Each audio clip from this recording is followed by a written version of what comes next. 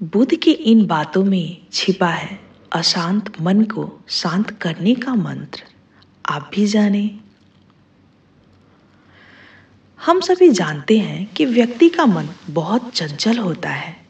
यही कारण है कि मन अशांत रहता है और कई तरह के सवालों का जन्म भी अशांत मन का ही कारण है। यदि आप जीवन में शांति चाहते हैं तो इसके लिए जरूरी है मन को शांत करना। लेकिन मन को शांत कैसे किया जाए? गौतम बुद्ध से जुड़ी इस कहानी में आपको पता चलेगा कि मन को शांत करने का क्या तरीका है। इसमें भगवान गौतम बुद्ध द्वारा मन को शांत करने का आयामों के बारे में बताया गया है। जानते हैं इस कहानी के बारे में जिससे आपका जीवन बदल जाएगा। मन को शांत करने की कहानी।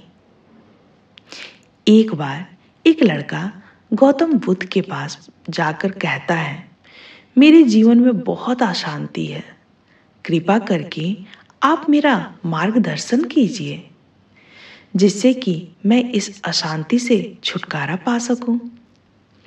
गौतम बुद्ध लड़के से जीवन की अशांति का कारण पूछते हैं।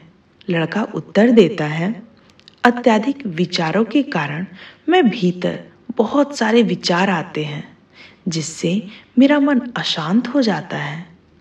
बुद्ध मुस्कुराते हुए बोले, ऊपर आकाश की ओर देखो और बताओ कि तुम्हें सूर्य दिख रहा है।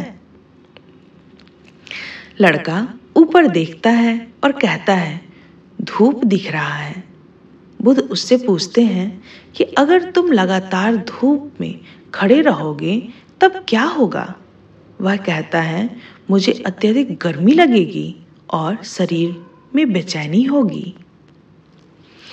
बुद्ध लड़के से कहते हैं कि अगर धूप में खड़े रहने से तुम्हें गर्मी लगती है तो इसमें दोष किसका है, सूर्य के ताप का या तुम्हारा?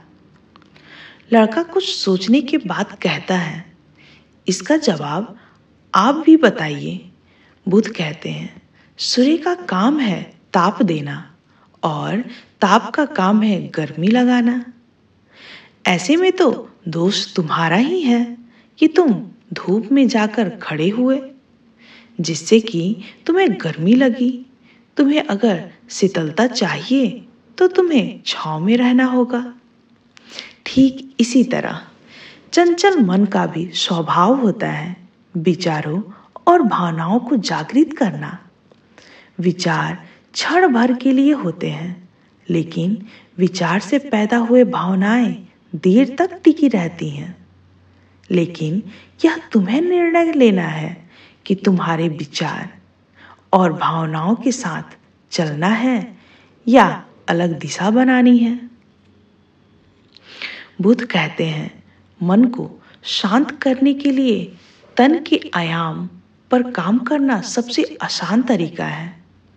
शरीर के स्तर पर हमारी कर्मेंद्रियां और ज्ञानेंद्रियां हैं। कर्मेंद्रियां कर्म और ज्ञानेंद्रियां ज्ञान से जुड़ी होती हैं।